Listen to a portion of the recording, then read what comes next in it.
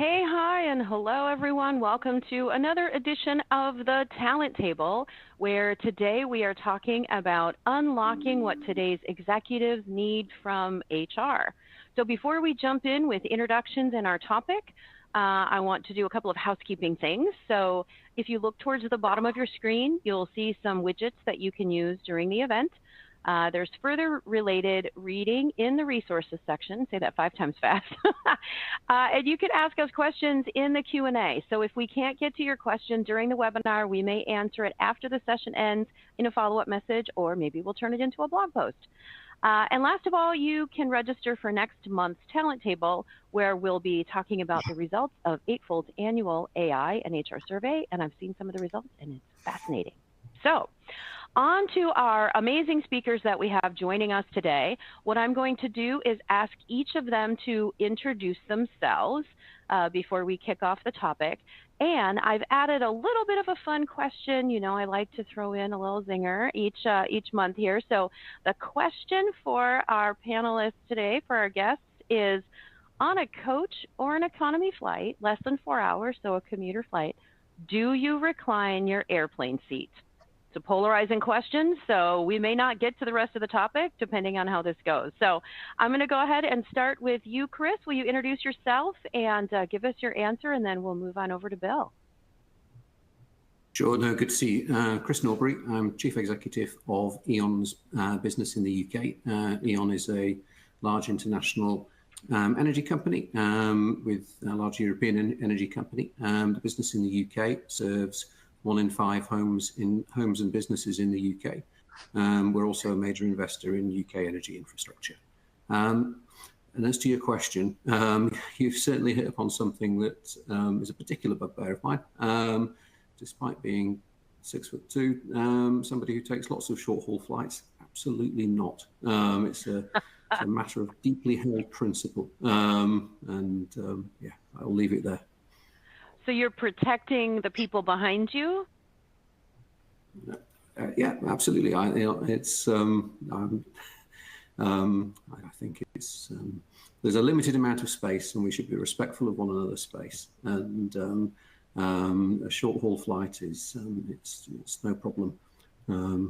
It's a pretty cramped space, and once somebody does that, then everybody's space is. Oh, bets are off.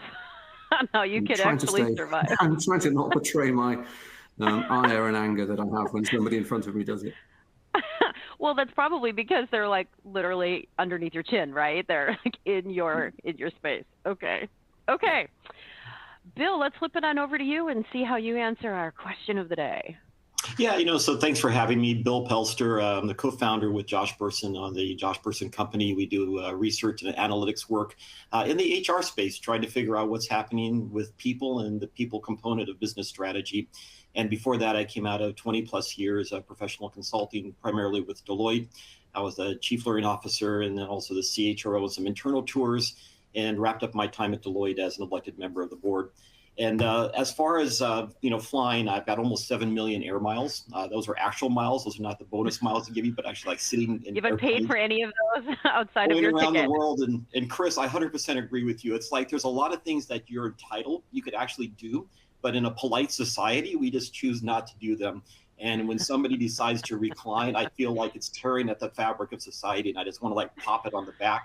And if I have to get up and use the restroom, I'm going to make sure that I, bump it a few times to let them know that that is impolite and they shouldn't be doing that. So there you go. All right. So my husband is 6'5".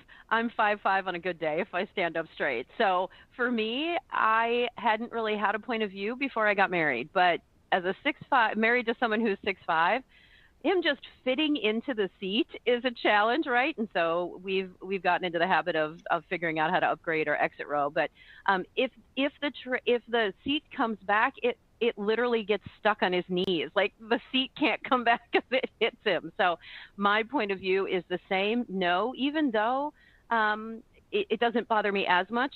But I am team no as well. So feel free to throw that into the chat or the Q&A. Tell us what you think about that. That might be one of the best, polarizing questions that we have. But All right, thank you for that. Let's get started. So our topic of what today's executives need from HR. So the first thing I want to ask, because things are changing so fast, right? We need to make sure that we have strong partnerships inside our organizations. We can't just expect that the C-suite's going to do their thing and everybody else is going to fall in line without a lot of communication and partnership. So we know that there needs to be that strong connection.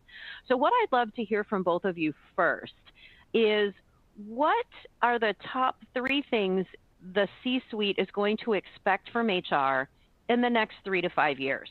I know I'm asking y'all to make stuff up because we don't know what's going to happen tomorrow, but what would you say are the top 3 things that the C-suite is going to expect or need from HR in the next 3 to 5 years? So, Chris, why don't we go ahead and start with you, and then we'll flip on over to Bill.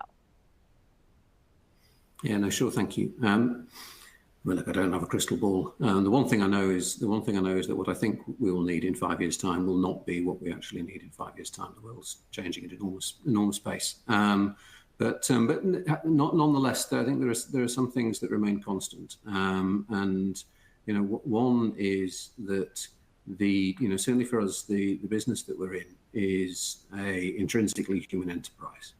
We supply energy to people in their homes. We supply energy to businesses. We provide those people and those businesses with means of reducing their energy consumption, decarbonizing their energy consumption. And at its core, you're supplying or enabling people to access what is today a basic human need. Do I live in a warm home? Can I afford to live in a warm home? That's a particularly challenging topic in the UK at the moment. We are an intrinsically human enterprise particularly when I think about the customers that we serve. And that means that in order to be successful, then that humanity needs to be reflected in the way in which we behave as an organization. And that can only come from a deep understanding in the board of our business as to how those people who work for us feel, what it is that engages them, and what it is that we need people to do, how we remove blockers, how we help the people that work for us serve our customers to the best of their ability. So, and for me, and I'm told it's rare. I'm not sure, but I am a former chief people officer who became a CEO. Really helping us as a board, understand the human dimension of our enterprise in a numerate way, in a data literate way, but also in an empathetic way, is hugely important. And then the second thing would be, in order to do that, then the depth of understanding of both the market and of the commercial drivers of our business are super important. So to make sure that insight is not detached from the reality of the market that we're in, and is not detached from the reality of the commercial drivers that we have, that actually complements and provides an accelerant to those. Got it. I love that, right? I mean, we've talked a lot about the AI and tech taking over HR, but I think we're going to see that forever, that the human component needs to stay in the business. Bill, what do you think?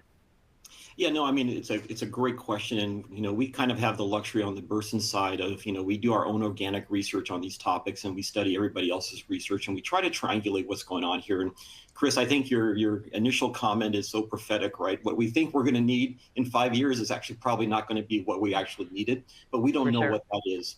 So if we accept that as kind of the backdrop there, I think the biggest challenge out there, and I've not seen this in my 25 years of really, either consulting to HR or sitting in HR roles inside the organization. For the first time in history, we've got two large change wheels spinning simultaneously. On one hand, we've got the nature of work being fundamentally reimagined with the, let's use AI and all the tools out there that's impacting organizations. So even if the business was steady, the nature of work and how we do the work is changing right in front of us, and we're living through this kind of tectonic shift. Then on top of that, every survey that we see out there and in discussions with CEOs pretty much believe that their business is fundamentally transforming over the next 5 years, and they need to focus on what they're going to be doing next while not losing sight of what's paying the bills today. So you got these two huge change wheels moving simultaneously. In that context, and this is Bill's opinion, and anybody can push back, but in the broadest kind of perspective, HR normally sees itself as the guardians of the organization. We need to make sure everything is perfect. We need to make sure we understand all the questions. Let's make sure everything is ticked and tied before we go ahead and do any kind of change.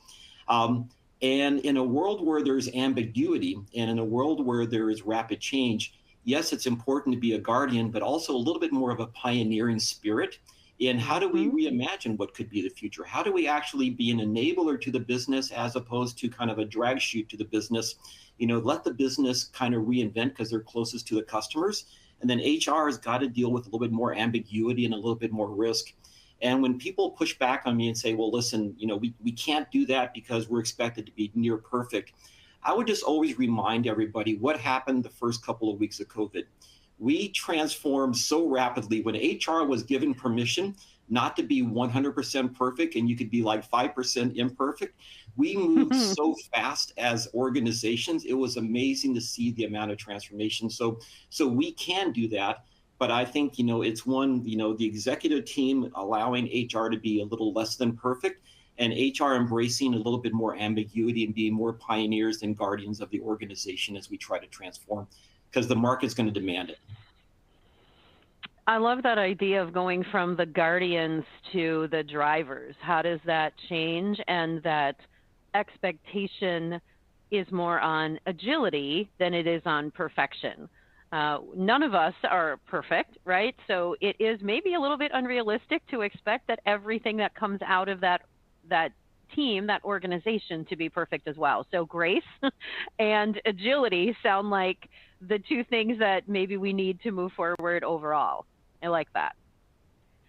So let's talk about that a little bit. So, and that is, I think, I like what you said, Bill, about the shift, right? You've got work transformation and business transformation, and those two things happening simultaneously, maybe not at the same speed or with the same understanding. So having HR transform into the pioneers, the innovators, the ones that are driving the business. Let's talk about that a little bit. So less about personnel or about event planning, and more about that seat that is innovating and driving.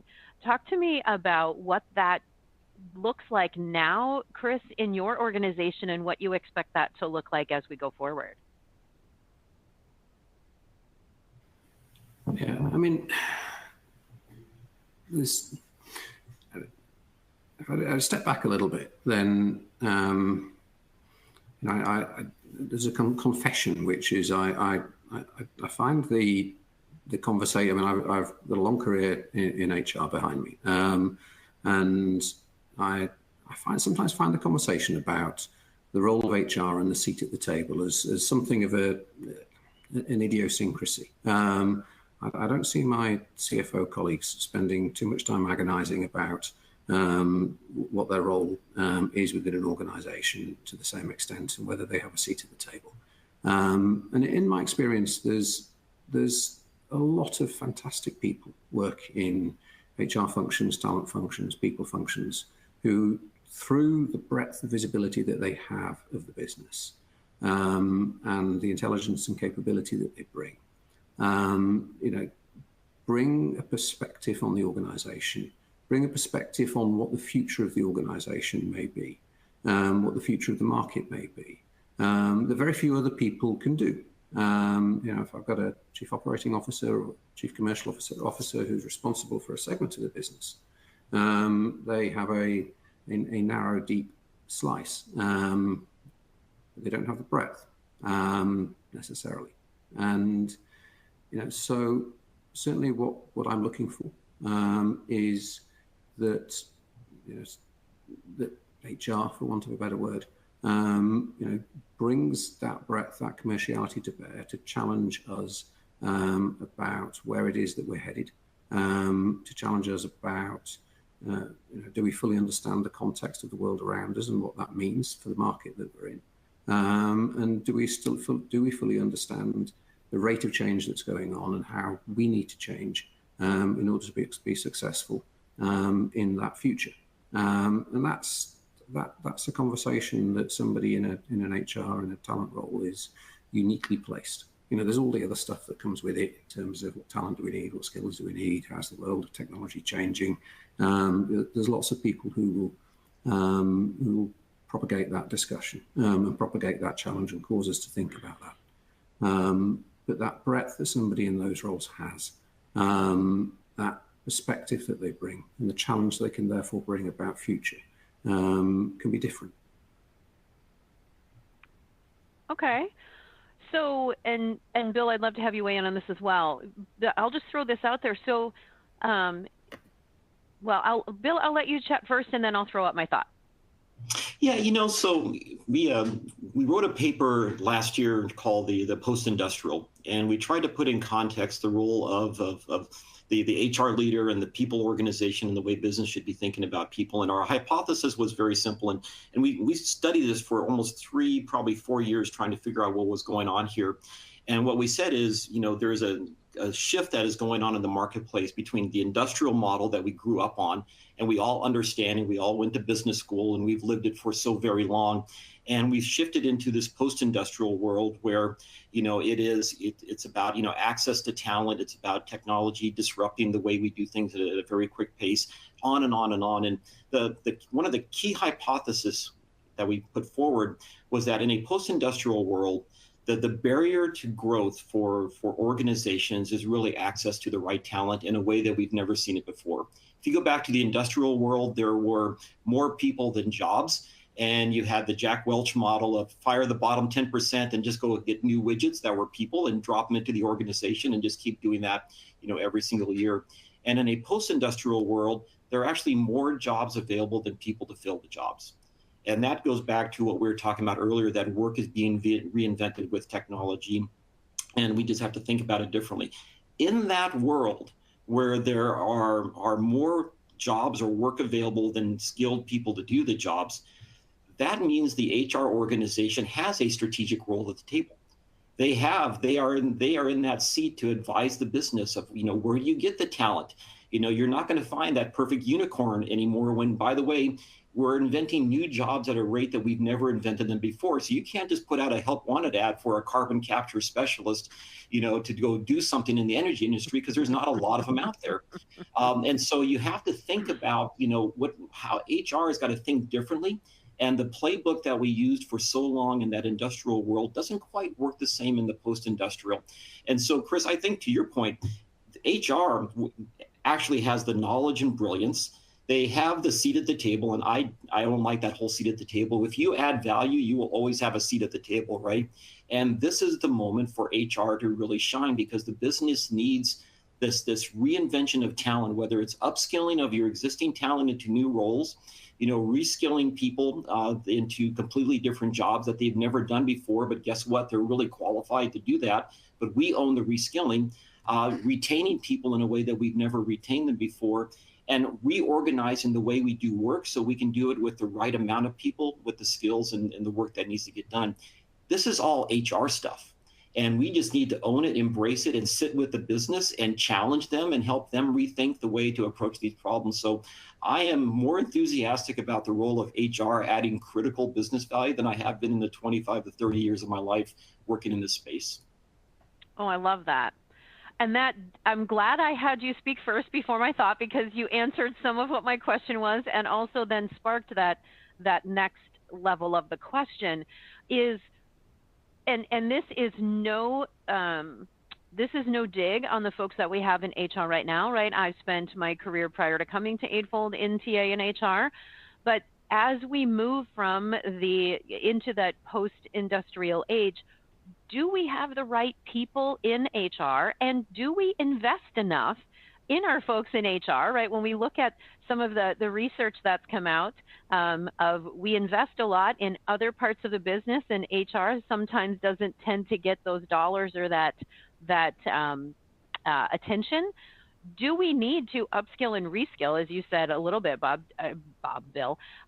Do we need to upskill and reskill our HR folks in order to make sure that they're able to take the organization forward? Is that to me, Rebecca? Sure. Yep. Yeah, let me give, without giving away any kind of I don't think I've been retired from my previous organization for many, many years ago. And early on in the early 2000, 2008 and 9 timeframe, I stepped into the chief learning officer role for one of the big professional services firms out there. And we did a forensic analysis of the amount of spend and where the spend was going on developing our professionals and so forth. And the part that really amazed me was, for our accountants and consultants at that time, we were spending in the neighborhood of $1,200 to $1,500 per person. When I looked at the amount of spend we were doing on developing HR, it was $78 per person per year. And that's not a dig against the organization. It's more that they are so busy taking care of everybody else that they sometimes overlook their need for development. And you got to actually pull them out of their job and let them basically develop and upskill and reskill themselves. So my call to action would be, and I think if you did that analysis, and I've done that for many different organizations, and the ratios kind of hold, right? We underinvest on the people that are actually supposed to be driving all the strategic change for the organization. And so as we think about this, to answer your question very simply, yes. I think they are hungry for it. I think they typically feel neglected. I know all of them feel overwhelmed and exhausted. And so we have to create space so they can actually learn these new skills. They can understand why this technology is being disruptive, and they can understand how to bring those solutions to the business. So ultimately they can partner with the business even better. So, my answer is an unequivocal yes, but it's not a dig that they don't want to do it. It's more a burden on leadership to make sure they have the time and space, and we invest in them proportionally, understanding the impact they can have across the entire business. Yeah. Makes sense. Just a personal perspective, it resonates. There is a history, I think, of people in HR functions being cobblers' children, for want of a better word, in terms of an underinvestment in their development. But if I think about, certainly come back to my previous point in terms of my own, what my own expectation would be, then if I'm expecting somebody to be able to look ahead at the way that the market is changing, to the way that to what we have to, therefore what we have to do as a business will change, to be able to think about in that context what talent and what skills and capabilities we need in order to do that in a rapidly changing market. If that's what I want them to do, then what I'm asking is an awful lot, and therefore we absolutely have to invest in the capability of those people. And I completely agree with Bill. There's no, I've never experienced a lack of desire or a lack of willingness. But sometimes there is, on the part of businesses, a lack of action when it comes to the investment in the people whom you're actually expecting an awful lot of. Yeah, right. Well, so let's talk about the skills journey. Everyone's talking about the skills journey, right? What does that transformation look like? Those wheels of change that are continuing to turn. So how are you both seeing, and Chris, I'll come to you first, how are you seeing the shift from jobs, filling jobs, to focusing on skills, affecting and benefiting your organization from both a functional perspective, kind of across the organization, and in a more innovative way? What are you seeing there in terms of skills and that shift? If I take a couple of examples, if I take one example, so we work with a number of cities in the UK, and we work with those cities to fundamentally to decarbonize the energy infrastructure of those cities.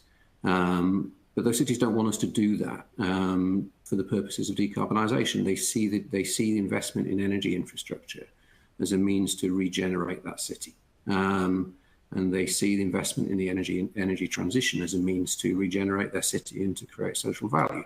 In order to deliver on that, then that requires us to change our outlook and to see those projects not as infrastructure projects, but projects that require us to bring the capability of the whole organization to bear in that city to deliver the outcome that the city is actually looking for, which is regeneration and social value. And doing that means that you are oscillating between capital projects with a high degree of capital intensity, projects where you may be building infrastructure that has a 40-year lifespan, through to very immediate activity where you are going into somebody's home and putting insulation in the home, or you're offering bespoke tariffs to businesses in that city. And that different way of looking at that work, that fluidity between different types of work, means that it's all about getting the right skills on the pitch at the right time, and that will iterate constantly as you go forward. And then, of course, in today's world, you're doing all of that. You're trying to do all of that based around a digital backbone to which that energy infrastructure connects. And that in itself is constantly iterating. So it's absolutely a skills challenge. It's a challenge about agility, about making sure that you've got the right skills on the pitch at the right time. But it's an opportunity. It's an opportunity for people in the organization. It gives opportunity to do things and to contribute to things that perhaps in a way that perhaps 5-10 years ago just simply wouldn't have existed. It gives an opportunity for people to learn and to add value in a way which previously 5-10 years ago wouldn't have existed. And the pace of that learning, the pace of change in terms of what we do and what people do is enormous. So it resonates, and it's a huge opportunity for our people. Yeah, and what I hear you saying is that when we start focusing on skills and looking at the objectives of the business, it tends to knock down those silos, get people into new spaces, thinking differently, and all working together, as opposed to saying, here's my job, I'm going to do my 9 to 5 and go home. How do we think more broadly when we democratize skills and give people the opportunity to lean in other places?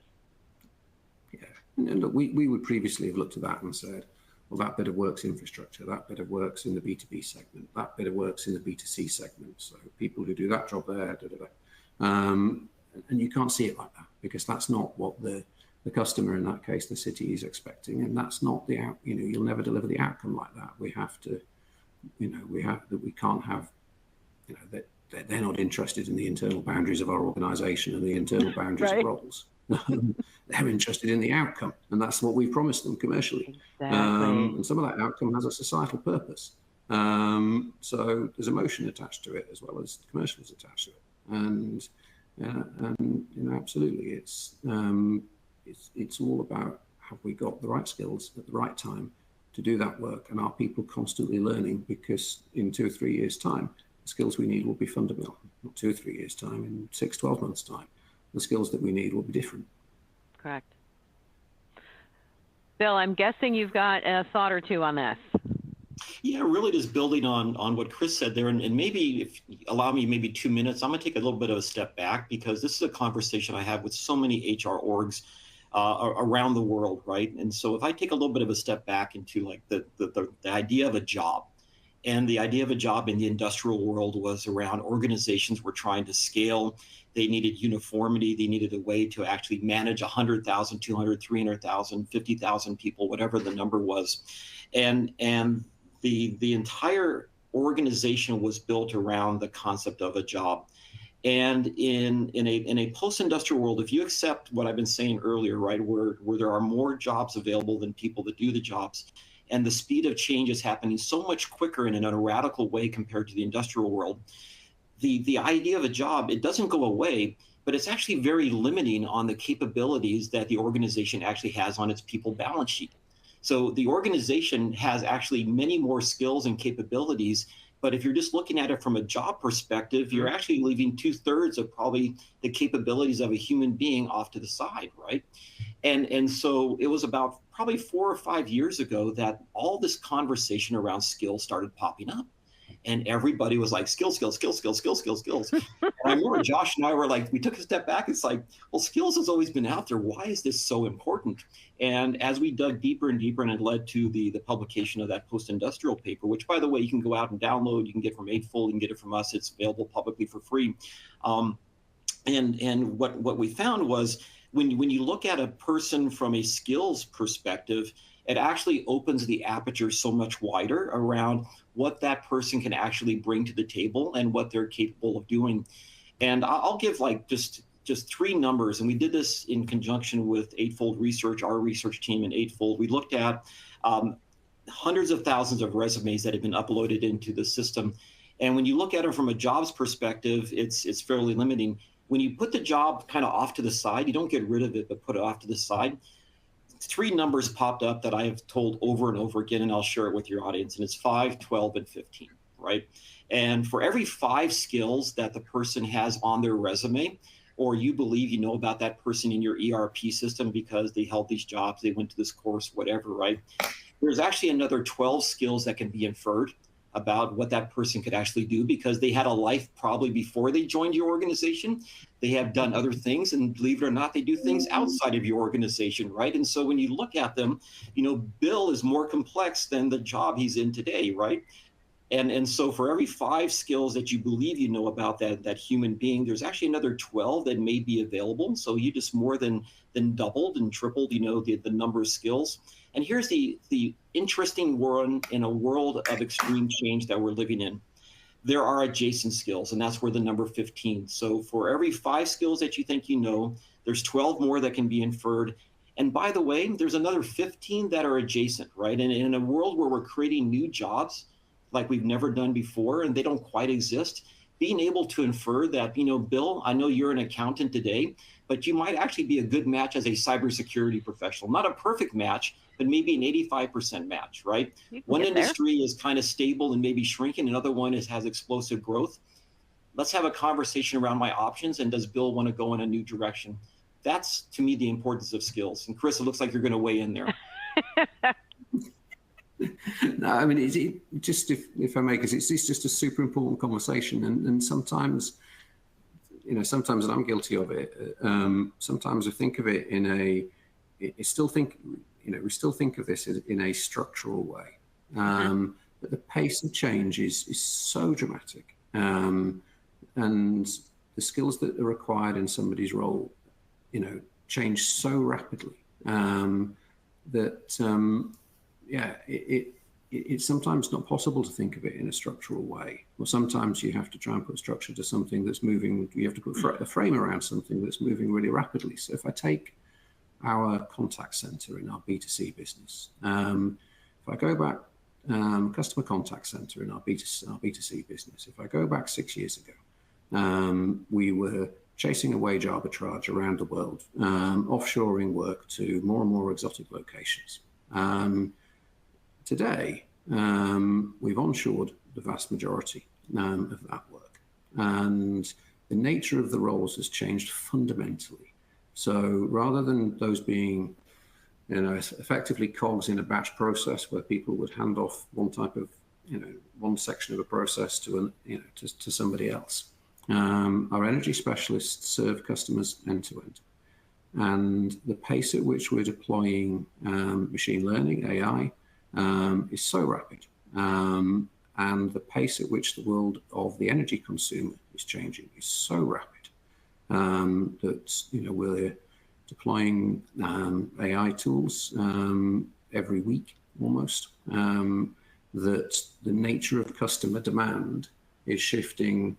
As the uptake of electric vehicles, solar, batteries in the home, heat pumps, etc., as that grows, at one end of the spectrum, those customers become more and more sophisticated in the demand that they place. The basic tasks of the energy specialist become more and more automated. At the other end of the spectrum, sadly, there's large numbers of the population in the UK live in fuel poverty. So people dealing with poverty, fuel poverty. The nature of that demand at the other end becomes more complicated all the time, and it changes seasonally. Therefore, there is this constant iterative process of people in those energy specialist roles, either having to upskill themselves or looking to the looking to the business to help them upskill themselves in order to be able to deal with that increasingly complex demand, where automation is taking out more and more of the basic tasks that they would have performed. That doesn't mean their jobs are going or the work is going. It means that they're better able to serve that complexity, providing that they have the skills to do so, and we help them acquire the skills to do so. And therefore, understanding the adjacency point that Bill made, and actually in that world of increasingly complex energy consumption, what might they be suited to based on what adjacent skills they bring, and it's so important, and it's almost live the way it happens. When I sit with the people in those teams, it's almost it's a live process. It's a living, breathing thing. Somebody with an electric vehicle rings in with a piece of demand that they've never rung in with before and they've never experienced before. We've got to serve them, and we've got to figure it out. Yeah. Bill, do you have something to add to that? Yeah, no, I mean, I think this is such a critical piece because, and Chris, I'm going to build on what you just said there and give another example, right? And so we do a lot of research around talent acquisition and what's really happening there. And by the way, if there are any TA folks on this call, you are in competition with talent intelligence platforms. You are in competition with every recruiter around the world because they can see your people now, and they're looking at them from a skills, not a industry and a job title anymore. So just understand the field you're playing in. But one of the things, and we talked earlier about, what can the business expect more from the HR, and how can HR be more strategic to the business? If you take a look at the time, to fill open recs, when they start to age out to a certain point of 45 or 60 days, and the business put out a job title and a description of that job that they wanted filled, and you just can't find that person. The strategic conversation then is to be able to go back to the business and say, listen, I've got an 85% match. You can have them tomorrow if you want, or we continue to wait another month or 2 months to find the perfect unicorn candidate. That is a great conversation to have with the business. It gives them a choice. They can decide on the perfect candidate, or they can decide on the 85%. But the other way then business can be strategic, and this is where skills comes in, right?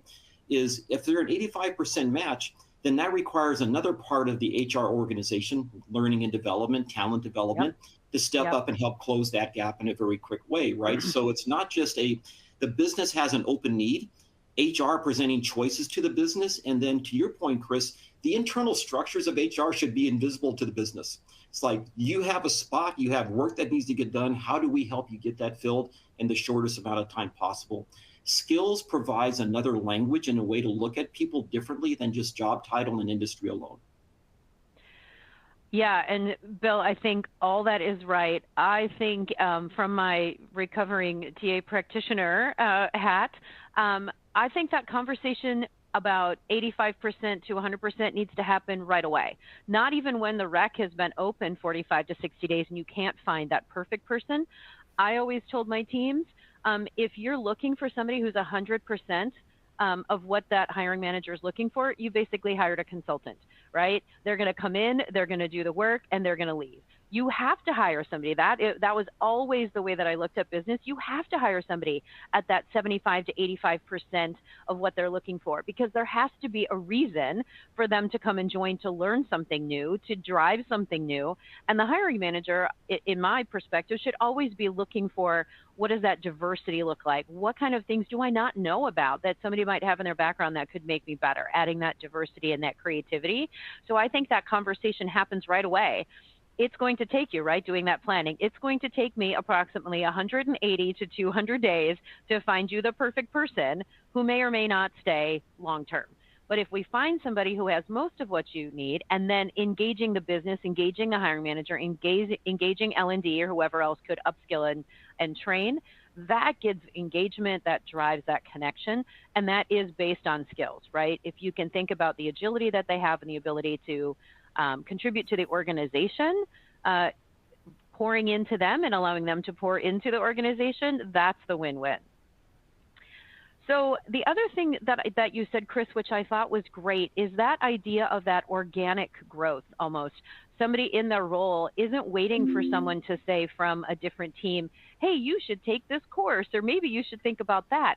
When we foster that idea of continuous growth, I may say, oh my gosh, I don't know how to do X. Let me go figure that out, as opposed to saying, well, I just won't do that part of my job, or I won't drive the business forward. So that idea of that organic growth and folks continuing to want to learn is driving those conversations. I want to tack on a thought here as we talk about the skills-based approach and we talk about old ways of doing things. We talk about spots on an org chart as opposed to the work that needs to get done. How does HR need to think about changing the review process? Oh no, I think you touch the Holy Grail or the sacred cow or whatever we want to call that, the review process. How can skills take that from a twice-a-year process or a static process into something that drives that learning, that growth, those conversations, and takes it out of a process and puts it more into a regular conversation? I'll throw that open to either one of you. But how could skills change the review process into something that is more iterative and continuous? Chris, would you like to go? Or yeah, happy to do so. I mean, I think it's important to differentiate between. So there's a review process, which I guess in most organisations ultimately kind of couples performance and compensation in some way. But if I think about the work that people are doing and the feedback, certainly in our business, the feedback that they're getting constant feedback. They've always on customer feedback. We have always on colleague sentiment, colleague engagement analysis. They can provide feedback on how they feel about working there. Customers are constantly providing feedback about the interactions that they've had. As I said in the example earlier, people will be constantly encountering customer demand that they've not encountered before, and they've got to figure it out. And they've got to figure out how to serve that customer. And therefore, the knowledge tools and the knowledge platforms that we have are super important. And then, certainly the way that we try to work is the way that we use operational excellence tools and so on, is that it can synthesize customer feedback with colleague sentiment. It can synthesize, we can synthesize what's being captured in those knowledge platforms, and enable colleagues with one another and team leaders with colleagues to provide feedback that is, and review if you like, but to provide feedback that is much more practical, grounded in the nature of what people are experiencing, and is far, far more frequent than doing something biannually or quarterly or whatever, that is inherently about looking in the rearview mirror. So if I'm talking about this is the work, this is how people feel, customers and colleagues, what have we learned from that? How does that translate into the skills that we need in order to be able to address that type of demand going forward and improve how our customers feel going forward? And that's a much more practical live conversation that's much more meaningful, both to people working in the business and the business as a whole, than something that tries to look in the rearview mirror on a biannual basis.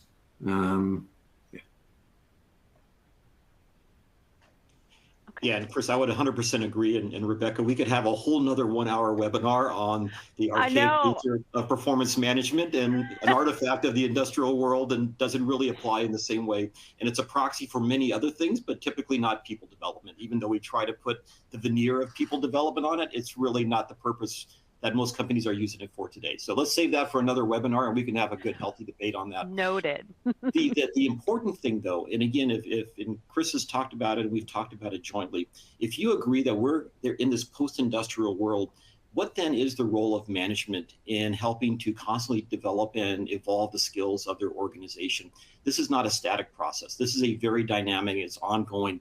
And the best metaphor I can use is sports teams, right? And if you watch any coach on the sideline, when they're in the game, and when we're in business, we're in the game every single day, every hour, right? What is the coach doing? It's not about performance management. He or she is giving direct feedback every single time on what they're doing, how to make them better in the moment, right? Yeah. And what skills do they need to get better at? What skills do people need to add into their inventory, and how do we facilitate it?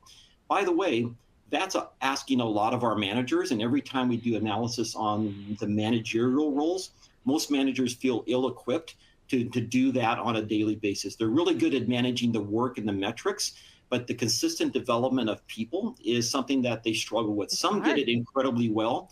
The vast majority don't. It doesn't come naturally to them. So our hypothesis is that, in this world where there's dynamic change, the world is evolving, not only do managers need to be taught and supported in delivering on the metrics that they're held accountable to, but they also, how are you developing your people to basically allow the organization to continue to grow? And what is the reward for investing time and giving, the time for people to grow? Let me go back to my HR example. When I talked about the amount of money that was being spent on HR being able to go off and develop themselves, the reason that was the case is there was so much work that they didn't have time, and I could not let them go for a 2-day course or a 3-day conference, because who's going to do the work when they're gone? When in reality, that's the most important thing we probably need to do in developing our people. And managers feel the same constraint. I would love to develop my people. Can I actually afford the time? Am I rewarded for this? Or am I rewarded very short term on making sure the work got done today? And what happens tomorrow? That's part of strategic workforce planning. Another group of people are going to deal with it. I don't see it as my responsibility. So that shift in mindset, if we can help with that, that brings HR and all the capabilities of HR with the manager, and it's about helping the organization being more agile and resilient in the future. Okay, so we've had a couple questions that have come in, and Bill, you couldn't have set that up better, because the questions that are coming in and tying into what we've talked about with shifting the business is there's resistance inside of the organization, both from managers in looking for skills as opposed to looking for a job to fill, and resistance from HR folks who have done it a certain way. This happens in TA as well, right? Like, we were hired because we found people this way, or because we interacted this way, and now you're asking us to change. So I'll ask a sub question of that, and then would love to get feedback. Like, is it because we haven't done a full-on change management education from top down that we're making a business shift? Could that be some of the reticence to join something new because they don't understand it, they don't know where the business is going? Or do you think it's something else where folks want to stay in their lane, they're nervous, threatened about AI skills, transformation, all of that? Like, I think I've just thrown a whole bunch of stuff out there, but as we think about resistance, where does it come from, and how do we knock that down in a way that feels empowering as opposed to belittling for both managers trying to fill positions and for HR professionals who have always done it this way? Chris, Bill, can I throw that to you? Yeah, Perfect. I deal with this every single week in the workshops and webinars that we do. So let me take a step back. I don't believe this is a change management, and you can have as much change management as you want. That's not the issue. Here's the fundamental thing, right? The business has a problem. The problem needs to be solved. And what HR typically does, it leads with how it's going to solve the problem as opposed to just solving the problem. Let me give you the analogy that I've found that seems to work with so many organizations. All of us have probably been through some sort of remodel of a kitchen, remodel of a bedroom, a bathroom, and so forth. You find a contractor, you lay out a design, and you're just thrilled that you're going to get a new bathroom, right, or a new kitchen. Do you really care about the tools that the contractor is going to bring to the table to actually tear out the wall and do the laser measurements and all the leveling? HR tends to focus on the tools. Look at my shiny new tool. We're going to attack this from a skills perspective. All you want is a new bathroom. All the business wants is, I've got to hire 10 people in the next 3 weeks. Can you find me 10 qualified people, right? And so my recommendation would be, this is not about trying to sell skills and sell. You have skills as another tool in the toolkit for the HR professional. that is there in service to solve a business problem. Lead with solving the problem and bringing candidates, as opposed to, hey, we're going to stop looking at them from the old way, and I'm going to tell you to look at them from a skills perspective. Managers are going to go, I've got to deliver for my customers today. Just go solve the problem. So focus on the problem, not the tools that are being used to solve the problem. That would be my advice. Ah, interesting. All right. Chris, what you got? Look, I completely agree with Bill's point. It's point one. It's about business.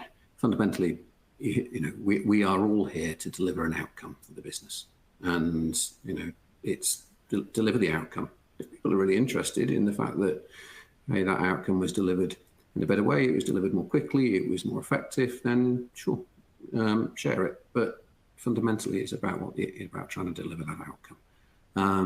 The only other things I'd add is that often resistance to anything comes from a couple of places. One is fear. I don't know what that looks like. I don't know if I can do it. And that in itself is about the skills that those people have. It's about helping those people learn. It's about positively reinforcing the change when you see it. It also sometimes resistance comes from a place, in my experience, of actually I've got a lot of personal self-worth out of doing this in this way. I invented this process, I invented this thing, I invented this way of doing it, and a lot of my intrinsic value is taken up by doing it in this way, and therefore again, actually just helping people see that you can also add value, you can also get a sense of self-worth out of doing something differently, whatever that differently may be, is important. But I'd always start where Bill started, which is what's the outcome? We deliver the outcome. That's what matters. Hey, Chris, could I give another example there? And this was 2 weeks ago, doing a workshop for an organization, and they were trying to figure out how to be more agile for the business.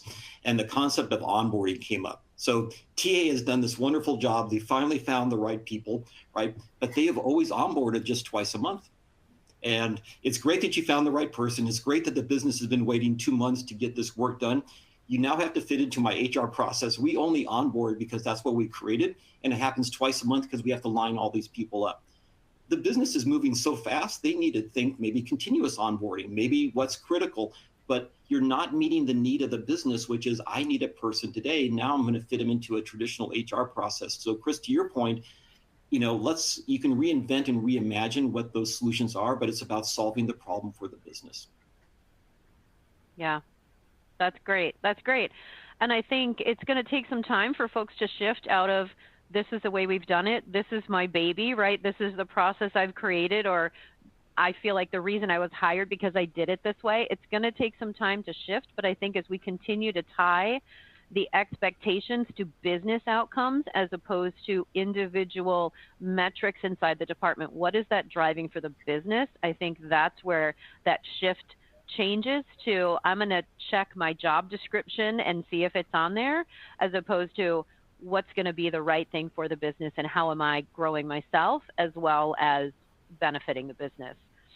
So I'm watching time. I do want to throw one thing out here, and we may not get it all the way through, but I want to talk about the tech piece and the changes that have happened since the pandemic, since we started coming out of the pandemic, right? We all know how quickly, especially in HR, we had to pivot when we all of a sudden sent everyone home and work looked different, and we figured out how to stand up Teams or Zoom or whatever inside of 2 weeks, as opposed to the 2-year phase-in plan that had initially been put in place. I know my role in TA shifted completely different to trying to connect via text to 80,000 workers who were no longer in the restaurants.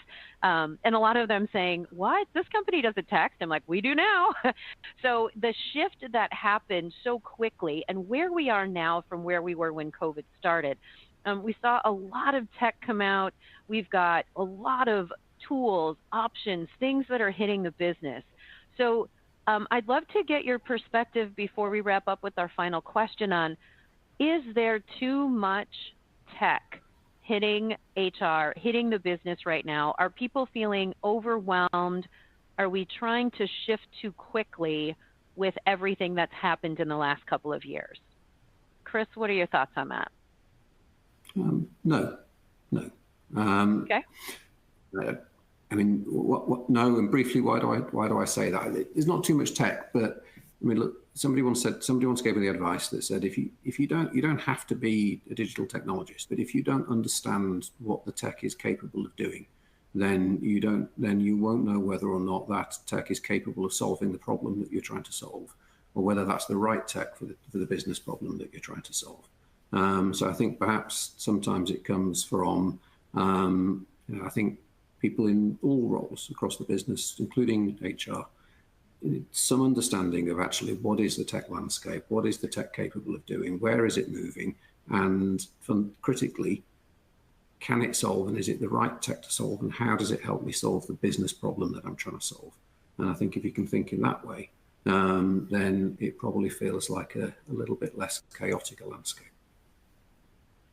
Yeah, I think that goes to, Bill, what you were saying about solving for the outcome instead of focusing on the tool, but I'll let you weigh in. Yeah, no, I mean, one of the best books I've read in the last year was by the founders of Waze, and it's Fall in Love with the Problem, right? And when you understand, not the solution, because solutions can change, but fall in love with what you're actually trying, what is the problem, right? And when you understand what the problem is, tech is reinventing the solutions to solve that problem. So if you are the owner of that problem, or you're a stakeholder in that problem, understanding how technology is reimagining how you can solve that problem then opens up the door for you. The challenge I see a lot of times with HR is they fall in love with the solution before they understand what the problem is that's going to be solved. And so just spend a little bit more time understanding on the problem side of the equation, and then the solution will become more obvious as you understand the technology. And it's not unique to HR. We see it in everything that we do, which is what's the customer problem that we're solving for here? What's the business problem that we're solving for here? Then, okay, this is what's on. It's not unique to HR. But right, throwing in those 5 whys, right? Why? And that you might get to the root of what you're trying to solve for instead of solving for a symptom. Great discussion. Okay, I have one question left for you, and each of you will have a little bit less than a minute to answer it. I would love to get the one takeaway that you want the audience to remember. What's the one piece of advice you would give to HR leaders on developing and sustaining the C-suite partnership? So Bill, we'll go to you first, and then we'll go to Chris. Embrace the change and be able to demonstrate, whether it's technology or a new approach to solving the problem is actually impacting the business. When you start with the problem and how it impacts the customer, it's a much more straightforward conversation than when it starts from a different perspective. Love that. Short and sweet. Well done. I didn't even have to write that much. I just got you encapsulated it. All right, Chris, what are your thoughts? I'll shamelessly steal Bill's quote from earlier, have confidence. If you add value, you deserve to be there. And there's loads of fantastic people in HR who add loads of value. Have confidence in the capability that you've got. Love it. All right. Thank you both so much. This was a great conversation. I took a ton of notes, lots of stuff for us to take away. Hopefully our audience felt the same. Thank you so much for taking time to be with us, everyone. We're going to wrap this session of the Talent Table. Look for us next month as we talk about our AI and HR report that was done through Eightfold. So enjoy your holiday season coming up, and wishing you all the best. Thanks so much. Thanks. Bye-bye.